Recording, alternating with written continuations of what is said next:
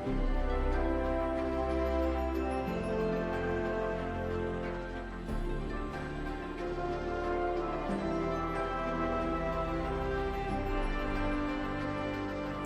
Morning everyone, welcome back to my channel.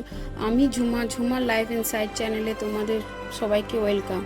আশা করি তোমরা সবাই খুব ভালো আছো। আর যারা যারা আমার এই ভিডিওটি দেখছো তাদেরকে অসংখ্য ধন্যবাদ। আর যারা আমার চ্যানেলটা সাবস্ক্রাইব করোনি তারা প্লিজ আমার চ্যানেলটা সাবস্ক্রাইব করে দিও, লাইক করো অ্যান্ড শেয়ার করো। আর প্লিজ অবশ্যই তোমরা যেন কমেন্ট করো, তোমাদের কমেন্টের আশায় আমি রোজ বসে থাকি। তোমরা অবশ্যই কমেন্ট করো, তার জানিও আমার ভিডিওটা তোমাদের কেমন লেগেছে। আর আমার ভিডিও নোটিফিকেশান পাওয়ার জন্য বেল আইকনটি অবশ্যই ক্লিক করে দিও। তো এখন সকাল আমার রান্না বসে গেছে, কারণ আমি এক দাদাকে খেতে দেবো বলেছি। আমার এক বান্ধবী বাড়িতে নেই, তার হাজব্যান্ডকে খেতে বলেছি, আমি খাবারগুলো দিয়ে দেবো। বাড়িতেই ডাকতাম, কিন্তু দাদা একটু লাজুক প্রকৃতির, দাদা লজ্জা পায়। তাই আমি দেখলাম যে আমার বাড়িতে দাদা লজ্জা পাবে, তার থেকে আমি বাড়িতে যদি দিয়ে আছি তো দাদা তৃপ্তিতে নিজের বাড়িতে নিজের মতো করে খেতে পারবে। তার জন্য আমি ভাবলাম যে খাবারটা দিয়ে দেবো। তাই সকাল সকাল রান্না আমি বসিয়ে দিয়েছি, কারণ দাদা কখন খাবে না খাবে অনেক সময় বুঝতে পারা যায় না। অনেক সময় কি হয়, দাদা 2টো থেকেও অফিস থাকে, তো যদি খেয়ে বেরিয়ে যায় তাড়াহুড়ো করে। তাই আমি রান্নাটা আগে বসিয়ে দিয়েছি। আর রান্না করতে করতে এই কিছু কিছু কাজ আছে যেগুলো আমি পরিষ্কার করে নিচ্ছি। এই জানালাটা দিয়ে ধুলোও ঢোকে, তারপর রাত্রেবেলা একটু ঝড় বৃষ্টি হয়েছিল, তাই অনেকটাই ধুলো হয়ে গেছে, তাই এগুলো মুছে নিচ্ছি। আর আরেকটা কথা কি, আমি যেটা বলছিলাম যে আমাদের এই বন্ধুত্বের সম্পর্কটা এমন যে সম্পর্কটা শুধু নিজেদের মধ্যে থাকে না, তার এটা ফ্যামিলিতে কনভার্ট হয়ে যায়। যখন তাদের ছেলে মেয়েকে আমি আমার ছেলে মেয়ের মতো ভালোবাসি, বা তার হাজব্যান্ডকে আমি দাদা বা ভাইয়ের মতো শ্রদ্ধা করলাম, সেও আমার হাজব্যান্ডকে দাদা ভাইয়ের মতো শ্রদ্ধা করলো, তো তখন কি হয়, একটা সম্পর্কটা খুব গাঢ় হয়ে যায়। আর এই আমি যেখানে থাকি সেখানে আমার 3টে খুব বেস্ট ফ্রেন্ড আছে, আরও অনেক ফ্রেন্ড আছে, কিন্তু 3জনের সঙ্গে আমার খুব মিল। তারা 3জনেই কিন্তু আমার দিদি হয়, আমি তাদেরকে দিদি বলেই ডাকি। আর তারাও আমাকে ঠিক ছোট বোনকে যেমন আদর করা হয় সেইভাবেই আমাকে আদর করে। আমি একটু হাসাতে পছন্দ করি বলে ওরা আমাকে রোজ ডাকবে, আয় আয়, তুই না এলে একটু হাসতে ভালো লাগছে না, তুই হাসা তাহলে ভালো লাগবে। বা কোথাও যাব, আমি একটু দেরি করলাম, বকাবকি করবে, তোর দেরি হবে। সব কিছুতেই মানে ওরা আমার আবদারগুলো মেনেও নেয়। আজকে এখানে যাব, এটা করব, সব কিছু মানে কি বলবো, যে ওরা আমার বন্ধু হতে হতে কখন যে সত্যি দিদির মতো হয়ে গেছে আমি সেটা নিজেও টের পাইনি। আর দিদি নয়, দিদির যে মেয়ে আছে, কারো ছেলে আছে, এরাও যে কবে আমার নিজের মেয়ের মতো বা ছেলের মতো হয়ে গেছে, আস্তে আস্তে ফ্যামিলিতে কনভার্ট হয়ে গেছে, আমি সেটা টেরও আমরা কেউ পাইনি। সবাই সবারই ছেলে মেয়ের জন্য চিন্তা ভাবনা করি, কে কার ছেলে মেয়ে কী ভালোবাসে। সবাই যেটা বাড়িতে হয়তো বানিয়েছি, তো আমি জানি যে আমার ছেলের ফেভারিট জিনিস যদি কারো বাড়িতে বানানো হয়েছে সেটা আমার বাড়িতে পৌঁছাবেই। আর ও মা, এটা একটা জিনিস জানেন তো, আমি হয়তো ওই জিনিসটা বানিয়েছি, আমার ছেলে হয়তো খায়নি, কিন্তু যখন আন্টিরা দিয়ে গেল, আন্টিরা বলে গেল যে আমি বানিয়েছি, খাবি কিন্তু, ও কি সুন্দর ওটা খেয়ে নেবে আর বলবে দারুণ টেস্ট হয়েছে। কি জানি কেন, হয়তো হাতটা চেঞ্জ হয় বলে হাতের রান্নাটা, তাই নাকি। আবার ওই দিদিরও শুনেছি, দিদিদের ছেলে মেয়েরা যে হ্যাঁ সন্ধ্যাবেলায় কিছু খাবো না বলেছিল, তুই দিয়ে চলে গেলি, তো খেয়ে নিল। কি জানি ওদের কি ভালো লাগে, হয়তো মাদের হাতে খেতে একঘেয়েমি ভালো লাগে না। এমনকি টিফিনও যদি আমি না থাকি তো দিদিরা ফোন করে বলবে তুই থেকে যা, টিফিনটা আমরা তোর ছেলেকে দিয়ে পাঠিয়ে দেবো, তোর চিন্তা নেই।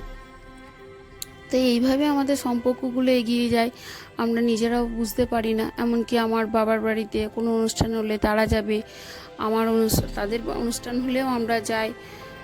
আমাদের সম্পর্কটা এইরকমই। আর এখন জানেন তো আমি অনেকটা একা, কারণ তারা কেউই এখানে নেই। একজন ব্যাঙ্গালোর গেছে, একজন গেছে নয়ডা, আরেকজন চলে গেছে গ্রামের বাড়ি। তো এখন আবার অনেকটা একা লাগছে না, কারণ আপনাদের সঙ্গে বন্ধুত্ব হয়েছে। তো তো এই যে সারাদিন আপনাদের জন্য ভিডিও তোলা, এডিটিং করা, আপনাদের সঙ্গে কথা বলা, কি কথা বলবো আপনাদের সঙ্গে যেটা আপনাদের আমাকে ভালো লাগবে শুনে, এই করতে করতে আমার সময়টা অনেকটাই পেরিয়ে যাচ্ছে, বুঝতেও পারছি না। অতটা মিস করছি, হয়তো ওদেরকে ফোন করছি, কিন্তু আবার আপনাদের সঙ্গেও অনেকটা সময় চলে যাচ্ছে। হয়তো আপনারাও একদিন আমার পরিবার হয়ে উঠবেন, আপনারাও কে কোথায় থাকেন, কাছাকাছি থাকলে হয়তো আসা যাওয়াও শুরু হয়ে যাবে। জানি না কতটা বন্ধুত্ব গাঢ় হবে। তো এইভাবে একদিন আমাদেরও বন্ধুত্ব হয়ে যাবে, কারণ প্রথম যখন এসেছিলাম এদেরও কাউকে চিনতাম না। আস্তে আস্তে খুবই ভালোই বন্ধুত্ব হয়ে গেছে। এমনকি অসুস্থতা, তারপর যে কোনো অসুবিধা অসুবিধা একে অপরকে দেখা, সত্যি বোনদের মতো হয়ে গেছে একে অপরের সাথে। তো বন্ধুত্বের সম্পর্ক শুধু বন্ধুত্বের মধ্যেই থেকে যায় না, কখনো কখনো ফ্যামিলির মধ্যেও জড়িয়ে যায়। আর ওই বললাম তো, ওই যে দিদি ব্যাঙ্গালোর গেছে, তার হাজব্যান্ড আছে বাড়িতে। তো সেটাই দিদি কদিন থেকেই আমি দিদিকে বলছি যে দাদাকে খেতে দেবো, তো দাদার অফিসে অনেক কিছু ছিল বলে খাওয়া হয়নি। দিদি বলছে তুই ছেড়ে দে, তো দাদা তো ওখানে খাচ্ছে। কেমন লাগে একটা মানুষ একা আছে, কিনে খাবে বা অফিসে খেয়ে আসছে, কিন্তু ওদের অফিসে নেমন্তন্ন ছিল বলে আমিও দিই, কারণ আমি না থাকলেও দিদি দেয়। সম্পর্ক তো আর এক হাতে হয় না, যদি দুজনে মিলে সব সম্পর্ক ঠিকভাবে সবাই সবার একে অপরকে করি, তবেই সম্পর্কটা গাঢ় থাকে, সেই সম্পর্কটা টিকেও থাকে। একা কোনো জিনিসই টেকে না, তাতে স্বামী স্ত্রী সম্পর্ক বলুন, আর বন্ধুত্বের সম্পর্ক বলুন, মা মেয়ের সম্পর্ক বলুন, দুজনকে সমান তালে করতে হয়, তবেই সম্পর্কটা সুন্দর হয়ে থেকে যায়। তাই আমিও চেষ্টা করি তাদেরকে করা, তারা আমাকে করে, যেমন আমিও যতটা পেরে যাই, আমার যতটা সম্ভব হয় আমিও চেষ্টা করি করার। তো এখন রান্নাটা অনেকটাই এগিয়ে নিয়েছি, এগুলো মোছা করে নিলাম, কারণ পরিষ্কার না করে রাখলে আবার রান্নাঘরটাও তেল হয়ে যাবে। আমি রান্না করার পর রোজ একটু ওই হ্যান্ড ওয়াশ দিয়ে ন্যাকড়া করে সমস্তটাই মুছি, কারণ তাছাড়া ওই আমার কিচেনটা যেহেতু একদম পুরো হোয়াইট, একটু যদি সঙ্গে সঙ্গে তেল মশলা পড়লে সাথে সাথেই আমাকে ক্লিন করতে হয়, কারণ বলাই আছে যে একটু পড়ে গেলে সেটার মধ্যে দাগ লেগে যাবে, তাই সাথে সাথেই আমাকে মুছে নিতে হয়। এই দেখুন দাদার খাবারগুলো রেডি করে দিয়েছি, এবার ছেলেকে বললাম যা বাবা একটু আঙ্কেলকে দিয়ে আয়, আঙ্কেল যদি খেয়ে বেরোয় তাহলে খেয়ে বেরোতে পারবে। দাদা আবার তেল মশলা বেশি পছন্দ করে না, তাই বেশি সবজি টবজি বানায়নি, পটল ভাজা, বেগুন ভাজা, চিকেন, পোস্ত, চাটনি, ভাত এগুলোই বানিয়েছিলাম। আর এই দিকটায় আমি গ্লাস দিয়েছি, কারণ এই ডাইনিংটা যেহেতু আমার ওপেন, ওখানেই সোফাটা আছে, তাই যদি তেল চিটবে কিছু নোংরা চলে যায়, তার জন্য এখানে একটা গ্লাস দেওয়া হয়েছে মোটা করে, যাতে ওই স্মেলটাও না ছড়ায়, আর চিমনিটা যাতে ভালো করে টানতে পারে, এই জন্য ওখানে একটা গ্লাস দেওয়া হয়ে গেছে। আর আমার খুব শখ ছিল যে আমার যেন একটা হোয়াইট কিচেন হয়। তো আমি যখন এটা পারচেস করলাম, আমার মনটা ভেঙে গেছিলো যে এইভাবেই করতে হবে, কিন্তু আমার হাজব্যান্ড বললো যে না, তোমার যখন ইচ্ছা আছে, ঘর তো তাতে ছোট হলেও তোমার মনের মতোই করার চেষ্টা করি।